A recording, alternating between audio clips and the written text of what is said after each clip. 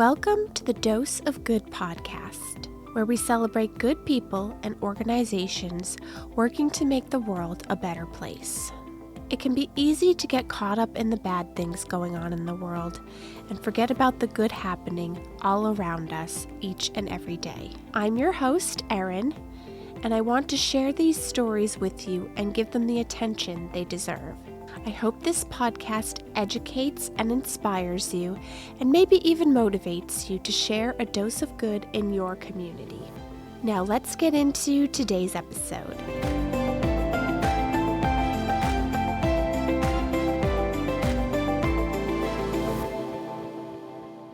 Today I'm going to be speaking with Savannah Alcerro from the New Hampshire SPCA. And I've been wanting to have an organization on that deals with animals for quite a while. So I was very excited to get Savannah, and I think it was a great choice because they offer so much. They're an animal shelter, but they also have educational components, dog training availability, an Alzheimer's cafe. There's just so much that they offer and are doing. And it's an amazing organization looking out for animal welfare. And so I'm excited to share them with you. I hope that you enjoyed today's episode and that it will inspire you to get involved. Today I'm here with Savannah Alcerro, Director of Animal Services for the NHSPCA, which stands for New Hampshire Society for the Prevention of Cruelty to Animals. Thank you for joining me. I'm so excited to be here. So what is the mission of the NHSPCA? So our mission is to save the lives of companion animals through rescue, rehabilitation, and adoption, but also to promote learning, eliminate animal cruelty, and to be a leader in advancing the highest standards of animal welfare. So one thing about the New Hampshire SPCA is we're not just an animal shelter. We call ourselves an agency because we are. We have different facets in our facility. So it's not just adoption, but we have humane investigators, we have behavior and training, we have a veterinary center, we have humane education, we have a plethora of different animal welfare-based attributes that contribute to the agency, which is really cool.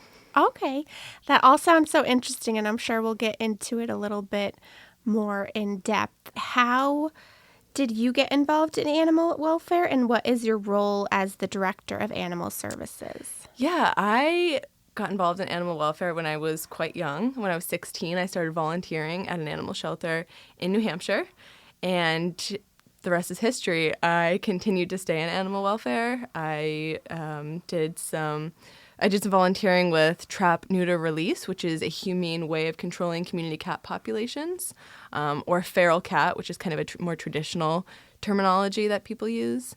Worked at a couple different animal shelters, and then I moved down south to work at a municipal shelter. So just continued to take more advanced positions. And then I found my way back to New Hampshire after about 6.5 years down south.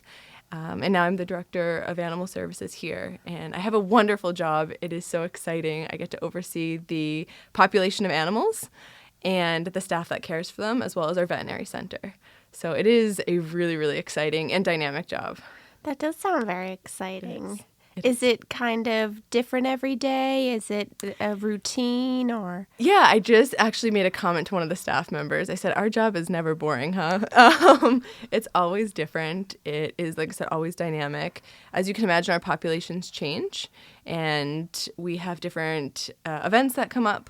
So, for example, some weeks we might have a cruelty case, and we have this massive overflow of animals that is coming and needing help, whether that's veterinary care or housing.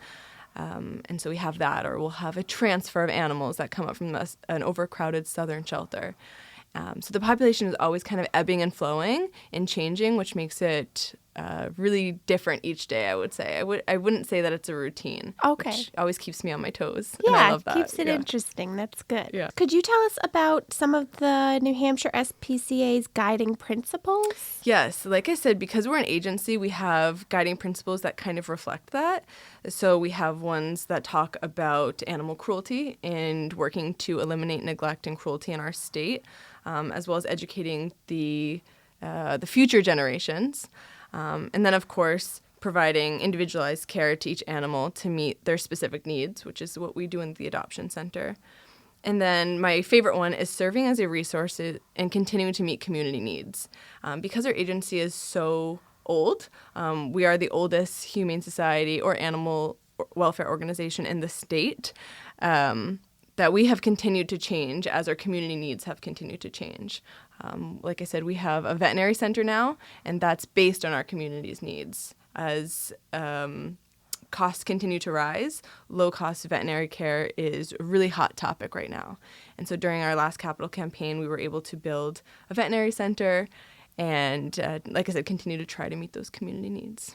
So your veterinary center, is that for people who maybe have animals but can't afford traditional vet services? They could bring them there? How does that work, I guess? Yeah, so right now we offer low-cost spay-neuter. We're just starting. So our veterinary center opened up last year. So we're relatively new, and we're just starting to continue to grow in that aspect. So right now we consistently have spay-neuter appointments available, and those can just be booked online. Okay. And they're considerably less than you might pay elsewhere. They also offer vaccines and microchips when you sign up for that, which is always important. Of course, you want to keep your animal healthy, and then that microchip helps with identification, long-term identification of an animal. But we hope to continue to grow and do just as you said. So if our community member needed something that they couldn't afford, we would hope to kind of be able to meet that need. And we've dabbled a bit in it. Of course, it's really difficult when people show up at your door and say, oh my goodness, my animal was hit by a car. It needs a leg amputation and I can't afford the thousands of dollars, right? It's really difficult for us to see them and only be able to provide one option for them, which would be surrender, right? Yeah. We always want to keep an animal in their home with the person that loves them. And so we have, on a case-by-case basis, been able to help our community members with low-cost veterinary care outside of spay-neuter so that they can keep their animals. Okay. What type of animals do you accept? We accept a wide array of animals. So I will try to name them all. Most obviously cats, dogs. But we also have small animals, rabbits, mice, rats, guinea pigs. Right now we have a chinchilla, which is quite odd. We had a cruelty case with sugar gliders last year. So we had over 80 sugar gliders in our building. Oh my goodness. Yeah. And then we have our farm program, which takes equids. So we have horses, donkeys, miniature horses, goats, sheep, some types of pigs. So we'll do like mini pig, potbelly pigs, and some type of fowl as well. So sometimes we'll have turkeys or chickens. Those are a little bit less common, but we'll still get them sometimes. How do these animals come to you? Is it kind of a mixture of people leaving them with you and then ones you maybe find? Or Yeah, so our animals come to us in a couple different ways. We'll have owner surrenders. We'll have stray animals, which we don't really have a huge free roaming population of animals in New Hampshire. So most of the time, these are animals that have just gotten lost and end up at our shelter. We also take in transfers from other areas. Like I said, I lived down south for a number of years, and the population of animals down there is quite drastically different than it is up here. It's just the shelters are most of the time way over capacity. So we have a really vibrant transfer program where we take some of those animals, both cats and dogs, from southern shelters and bring them up to New Hampshire, where we have adopters who want these types of really behaviorally sound, great family pets. Okay. And then, of course, we get animals from cruelty cases, so police-assisted cases where animals may be suffering from neglectful conditions or outright cruelty, depending. Yeah. So those are the main ways that they will get to us. I know that, or at least I hear a lot of people when we talk about owner surrenders, they have a lot of strong feelings about that. About, well, I would never be able to surrender my animal, or I would rather be unhoused than surrender my animal. And one thing that I really wanted to provide was an alternate perspective for the listeners, and that a lot of times people who are surrendering their animals care so deeply about their animal, and they're doing a really selfless thing. We get people that are surrendering animals because they've been living in their car and they have been accepted into another, usually nonprofit, that's able to house the person. But as far as I know, there's no homeless shelter in the state of New Hampshire that will allow the person to go with their animal. So obviously they can't keep their dog in the car. Yeah. Everyone would say that that's pretty inhumane. And so they're forced with really difficult decisions. And I really, really wanted to address that point and allow the listeners to kind of understand that nobody is surrendering their animals, or very, very, very few people in my career have I seen surrender animals because they don't love their pet. A lot of them are doing it because they understand they can't provide the best and they want a better life for their animal. Yeah. So it's usually coming from a place of extreme selflessness. And we don't penalize people for that at all. There is no judgment. We'll try to help them. We'll provide updates when applicable. And there's no quote-unquote blacklist. Like, just because you surrender an animal once, that doesn't mean that we won't help you in the future when you're able to get back on your feet. Sure. Well, that's good to know. Thank you for sharing that. Yeah. One thing I was wondering about is, shelters and your facility, you only have so much space. So what happens if you're at capacity and can't take in an animal from whatever avenue that it's coming into you? Yeah. So population management is something that we think a lot about and we're practicing on a daily basis. So not just myself, but also the animal care staff that works daily with the animals. We're looking at our population. So we're saying, okay, we might have 5 kennels left, right? That's kind of close to being at capacity for us. And so we're really transparent with our community. We say, hey, guys, we have a lot of dogs right now. If you could come in and adopt, if you're interested in adopting, if you could just spread the word. And on our end, we try to facilitate easier adoptions by getting out into the community, doing off-site events throughout Rockingham County, and bringing the animals to people. And that has been quite successful. And sometimes we'll also run adoption promotions at our facility. So we'll say, all right, we have so many small animals, for example. This is a real-life example. We have at one time had a lot of mice. And so we said, hey, we have all these mice. We're going to do a 50% off adoption promotion. Anyone who's interested, come on in. Or we're going to provide the housing for these mice. So we'll provide the tanks and the education. If you're interested in giving them a home, come on in. Our staff will sit with you and educate you and tell you what it means to be a good mouse owner. Okay. Yeah. And what does the adoption process look like? So if someone wanted to adopt one of those mice or a dog or a cat, is it a difficult process to go through, or? I would say no. I think there are, especially historically, some difficulties when trying to adopt. And at the New Hampshire SPCA, we want to have conversation-based adoption. So we're welcoming everybody into our facility. And we're talking to them about what they're looking for, but also what the needs of the animals are, and hoping to make good matches. So I know traditionally I've heard things. And to be honest, when I was starting my career, I was even denied to adopt an animal at a facility down south, ironically, because I didn't have a backyard. I was living in an apartment. And we don't have those types of rules. Like I said, we meet people where they're at and treat them as adults. So you have to be over 18 to come in to adopt. You're an adult. Mm-hmm. And so we talk to you about what you're looking for and what this animal is. So if you're saying, I love playing video games, I watch Netflix every single night, we're probably not going to suggest the husky puppy. Right. That's very unruly. But we'll talk to you about some of the matches that we have and what may be the best fit for you. Okay. So I would say that it's quite easy to come in and talk to us. And if we don't have something that matches your needs, come back in. Okay. But that's not very common. Okay. Yeah. The biggest thing that I would want people to know is that it is easy. It is easy to adopt. We want adopters to come in. We have some amazing animals that are looking for homes, and we'll meet you where you're at, and we'll talk about who's the best fit for you and try to provide that lifelong education for the animal. So maybe you haven't owned a dog before. We'll tell you what it requires, and you can talk with an adoption counselor about that. Well, that's good to know. That's partly why I asked, because in the past I've heard about there being a lot of restrictions on adopting and it being really difficult.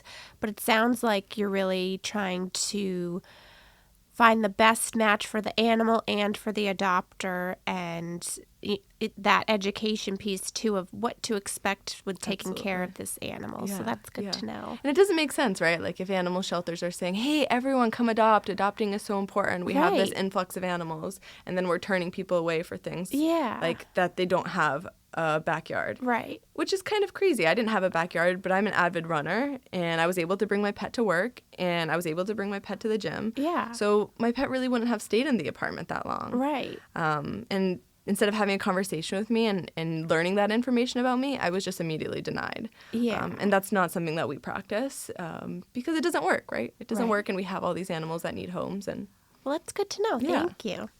Currently, do you know how many animals you have? Yeah, so typically we are between 150 and 200 animals. Right now we're actually quite low. So we're, as of yesterday, we were at 145 animals in our facility. Low for us. Sure, yeah. But yeah, we have about 20 dogs right now. And maybe about 45 cats. Okay. So that prompted a few other questions that I just thought of. Is there a particular season that's more popular for adopting, or? For adopting, it's really hard. So there are ebbs and flows of adoption. Intake is really obvious. So we'll see much higher intake in the summer months. Okay, yeah. And usually adoptions meet that. So while intake rises, we usually, thankful to our community, the adoption rise as well. Okay. So yeah, the summer is, obviously we have a lot of kittens. I don't think New Hampshire has traditionally, at least within the last 5 years, experienced a kitten season. At least when we looked back on our statistics. This year, our kittens came in, oh my goodness, it seemed like it was nonstop. I think we saw almost like a 200% increase in kitten intake locally in the state of New Hampshire this year. It was quite surprising for everyone. And is there a cause for that? Is it just more stray cats, or more people not doing what they need to do with their cats, or? I'm not sure if we know why. There have been some guesses as to why there has been such a massive increase throughout the country of intake of animals.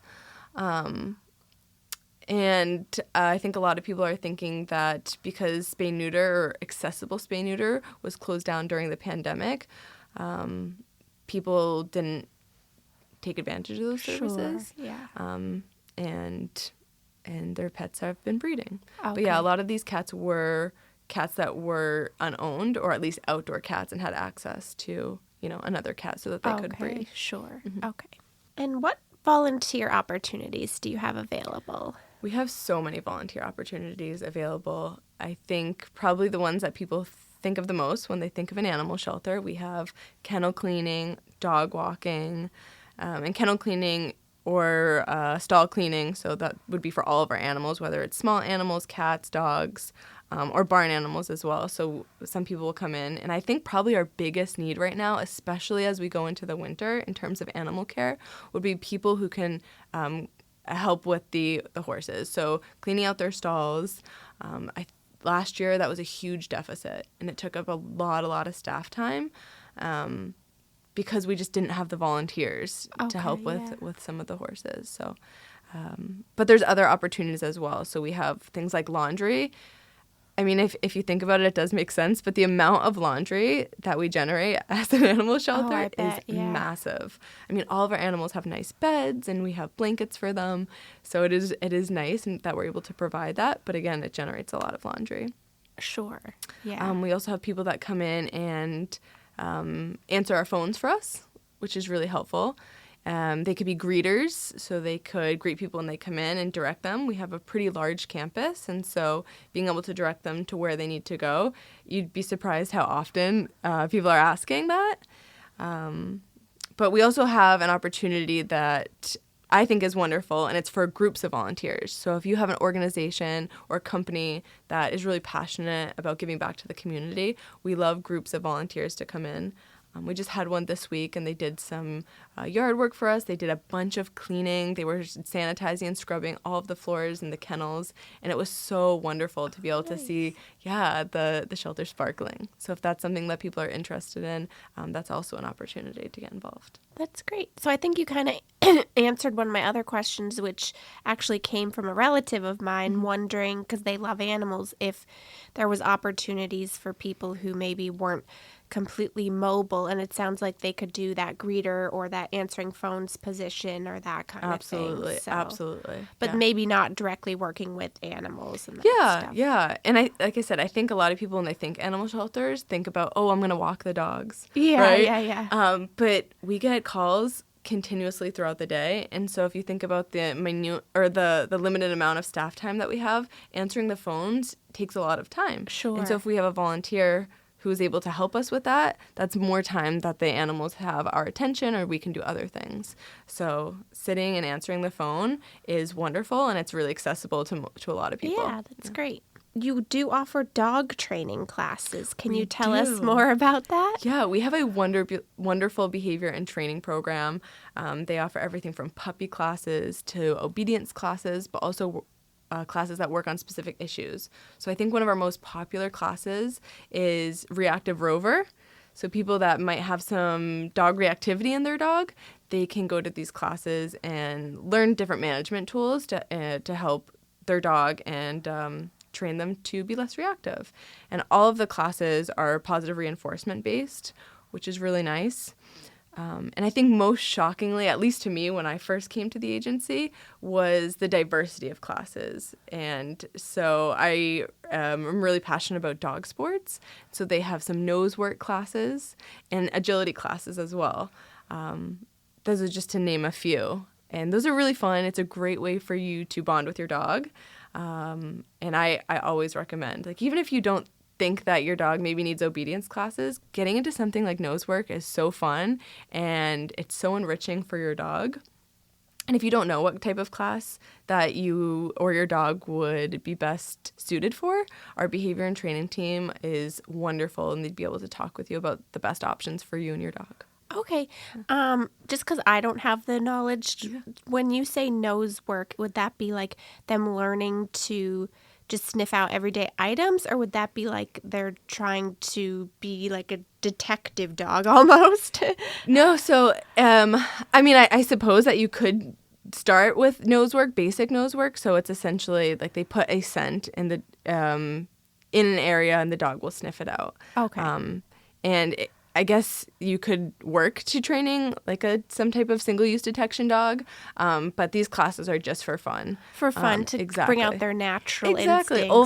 Olfaction or using their sense of smell is the strongest sense for the dog. Okay. And it's incredibly enriching. So I had read somewhere, and I really love this comparison, that kind of dopamine hit that we get from scrolling on social media is kind of, because we're taking in all that information really quickly, is the same that dogs get when they get to sniff around. Oh, wow. That's good to I thought know. that was a really fun way of explaining it. That's not scientific, but it's a fun way for us to picture how important it is for dogs to be able to use their nose. Oh, yeah, definitely. Yeah. And what is the Alzheimer's Cafe? Our Alzheimer's Cafe is so fun. It is a once-a-month event where people that have cognitive impairments, usually memory-related, so Alzheimer's, dementia, they come with their caregiver. We set up this room for them. It's a chance for them to socialize with other people. But obviously, being an animal welfare organization, the main event is animals. Mm-hmm. So we'll bring in some shelter animals to interact with them. And so it's kind of a little parade that goes around. So we'll bring in maybe some bunnies, and they can each spend some time petting the rabbits. Or maybe if we have kittens, the cats come in. Or the dogs, of course, as you can imagine, love it. They're so excited. Aww. They think that the parade is just for them as they're marched around the room. It's really cute. And the people really love it. So that's usually run by some really dedicated volunteers and some staff members. They do an amazing job coordinating it. And anyone who's interested in that can go online and sign up.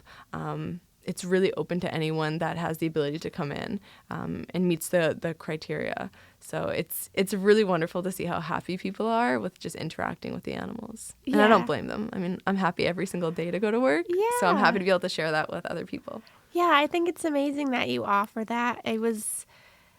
pleased to see and learned just from going to your website how much more you do than, I don't want to say just an animal shelter, because of course that's very important, but there's so much else that you offer to people. And when I saw that, I thought, what a great idea, because animals are so good for us, and to give that to those people who are, going through a hard time and all that is great, I think. So. It's wonderful. I mean, it's really wonderful to see everyone happy and smiling and chit-chatting. Yeah.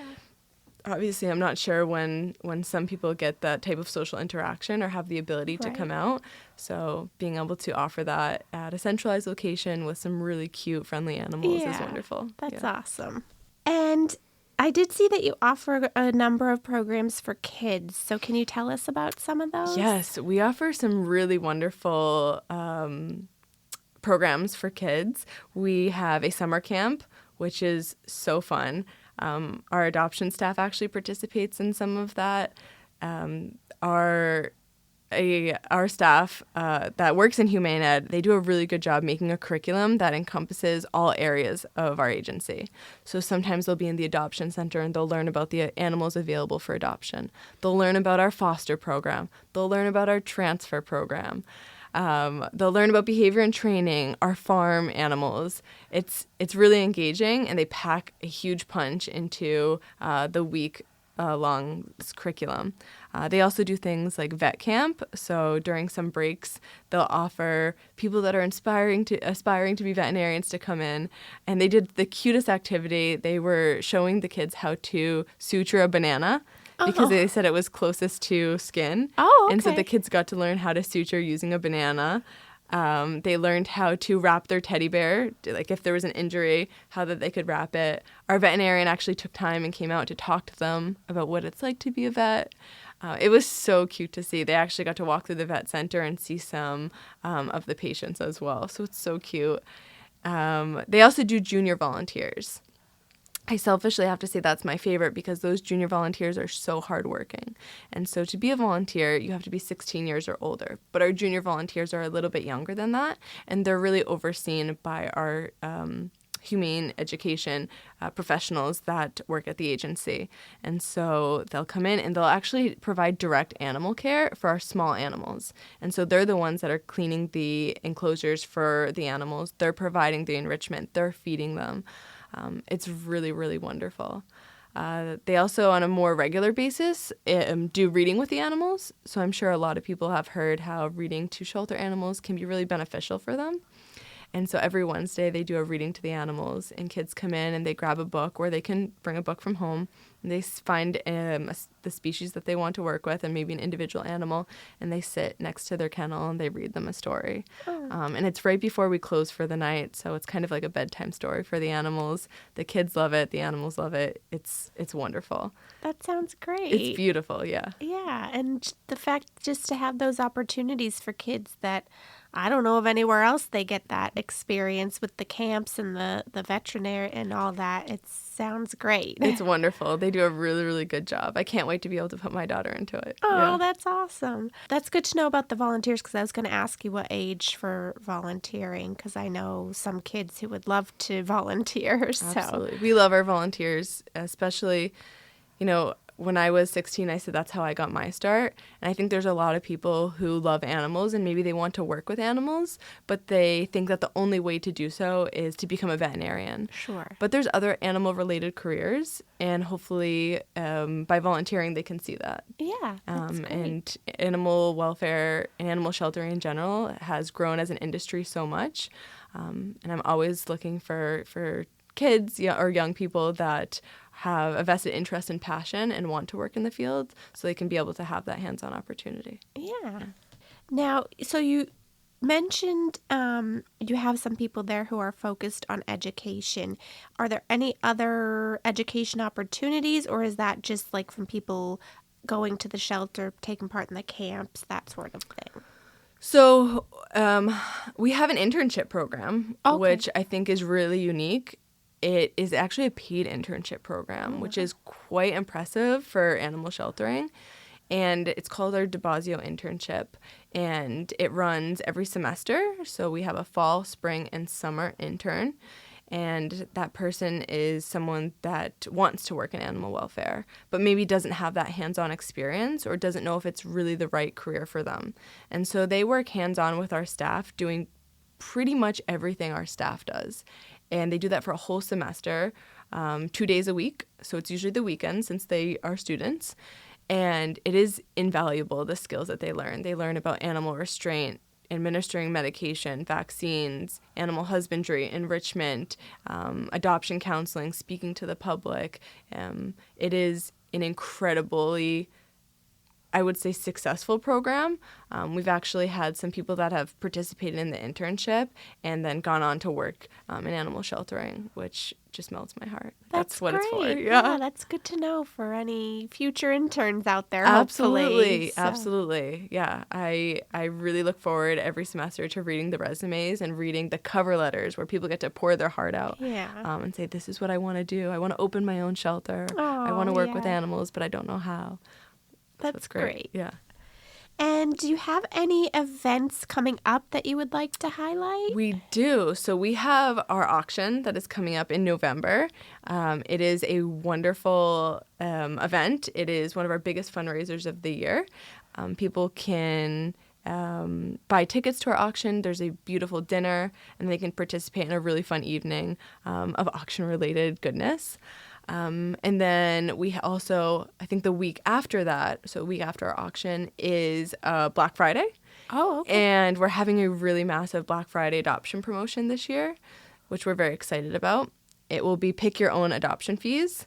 And people can come in, and we hope that it's wildly successful. Last year, we pretty much cleared out the whole shelter. Oh, wow. Which, so it's like people decide what they want to donate kind of thing? Okay. Exactly. So we do have set adoption fees throughout the rest of the year, and those help offset the cost of the care that goes into each animal, like spay-neuter surgeries, vaccines, vet visits, medication, microchips, and, sometimes special procedures like dentals. But on these adoption events like Black Friday, they can pick what they want to donate. So some people decide to pay a bit under the adoption fee. Others decide to pay over it. It just depends. We feel really passionately that the adoption fee should never be a barrier for someone adopting a pet. Sure. So if anyone feels as though that's the case, they can still come in and they can pick the adoption fee that they feel comfortable paying on Black Friday. That's great. Yeah. I hope it's a very successful event. I do too. It is an amazing feeling to walk through the facility after a successful adoption promotion and just have empty kennels. Yeah. That's really great. nice. Yeah. Okay, so we covered a lot, but is there anything that we didn't talk about that you wanted to make sure to share? I would say that the only other, well, there's so much, but one of the main things that I would like people to take away is that is to think about the other end of the leash. So when we talk about animal welfare or animal sheltering, a lot of times we're focused on just the pet. But if you think about what it means to be a pet, intrinsically it's tied to a person. And so I think that I hear so much in the public, and I think people mean well, but they have a lot of negativity towards pet owners, a lot of judgment about who can and who can't own a pet and who's a good pet owner and who's not without thinking about other societal attributes. And I would say that would be the biggest thing that I would want to see a difference in public perception towards pet owners. Just because someone doesn't have a backyard, like I mentioned, doesn't mean that they're not a good pet owner. Just because someone may not be able to afford the best veterinary care doesn't mean that they're a bad pet owner. I think that, and I think actually you said this, like having a pet brings so much joy to people. And I do think that most people are amazing pet owners. There's just a lot of judgment about what that means and who deserves that type of love. Mm-hmm. And I would wager that almost everyone deserves the love of a pet. Oh, yeah, I would agree. Yeah. And the final two questions I'd like to ask everybody. The first being, is there a nonprofit or organization you might like to share that we could have on a future episode?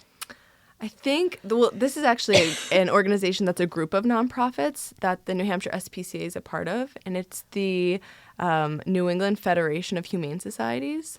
And so if someone maybe doesn't live local to the seacoast in New Hampshire but wants to get involved in animal sheltering or help out their local animal shelter, it's a great place to start. You can look at the members. And this organization, I think, is so important because they're striving to provide advancement in animal welfare. So they have an annual training conference for people where they host, it's a central location, and they host hundreds of people across New England, animal welfare and animal sheltering professionals, and they can come in and learn different topics. And I think having it be local and accessible for so many people is a wonderful thing. So I'll go ahead and I'll shout out the New England Federation of Humane Societies. They're great. Yeah, I will look into them. Yeah. Thank you. Yeah. And the last thing is, what is the kindest thing you've witnessed or been a part of? Yeah, there's so many, of course, working in this field. There's so many. And I was thinking about all the examples that I could provide. But I was thinking, and I think a lot of people probably who come on this podcast and work in emotionally charged fields would agree that for me, it's the everyday kindness. It's those small things that add up. There's no one big event that has allowed me to continue my journey in animal welfare, which is not always the easiest. We tend to see some pretty sad things. It is the daily kindness of the employees, especially those who are boots on the ground, and they may have just held an animal as it passed away, and then they move on to the next one and love that animal with as much love as they did for the last one. And I think having that passion and perseverance is what has kept me going, and being around some amazing people who operate that way. So I can't say that it's one specific thing. It's the everyday kindness of the people that work in animal shelters. I mean, it's a hard job, and they love with their whole heart, and it's amazing to be a part of. Well, thank you for sharing that, and it's nice that we can, or you can shout them out and highlight those people, because they are in all these organizations, and that they're people doing the work and, you know, really putting their heart into things and don't get the credit that they deserve, in my opinion. So it's nice to be able to share that with people, and thank you for sharing that. Absolutely. They're wonderful. And thank you for being here today and giving me your time to speak with you. And I really enjoyed it and learned a lot about NHSPCA and all that they offer people, and hopefully others will too, and will check you out. Absolutely, please. Yeah, NHSPCA.org. We have so many animals that are amazing that are ready for adoption, and we have so many programs. So there's always a way for everyone to get involved. Well, that's great. Thank you so much. Thank you. I hope that you enjoyed today's episode and learning more about the New Hampshire SPCA. As you can see, they offer so much and are doing so many great things for the animals, but also for educating people about animal welfare. And there's so many ways that you can get involved with them. So I hope that you will check them out, maybe become a volunteer or just visit their facility and see what they're all about. And I'll be sure to leave all of their information linked in the description so you can find everything else that you might need to know about them. And thank you so much to Savannah for being on the show with me. She was a wealth of information. You can tell how passionate she is about her job and animals in general. Be sure to follow Dose of Good Podcast on Instagram and Facebook for all the latest information about the podcast. I would also love it if you would leave a rating and review where you listen to podcasts, so that way more people can find out about it and get their dose of good, and also learn about these amazing organizations that we've been highlighting. Thank you so much for listening and supporting the podcast. Leave me a comment on YouTube, letting me know your feedback if you're watching on YouTube. And I will see you soon.